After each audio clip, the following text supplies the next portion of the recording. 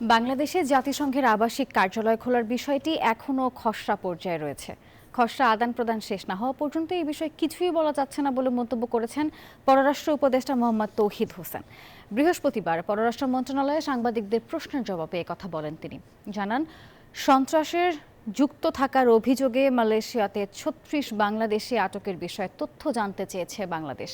আরও জানান, দ্রুত নির্বাচন ও সংস্কারের সমর্থন জানিয়েছে যুক্তরাষ্ট্র।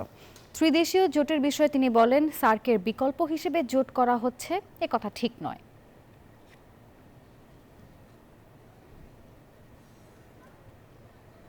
এখন এটা খসড়া পর্যায়ে আছে এবং খসড়া আদান প্রদান শেষ হওয়ার পরে যখন একটা সম্পূর্ণ এগ্রিড ড্রাফটে আসবে, যেটা একটু শব্দ পরিবর্তন করতে হবে, তখন আমরা শুরু করবো।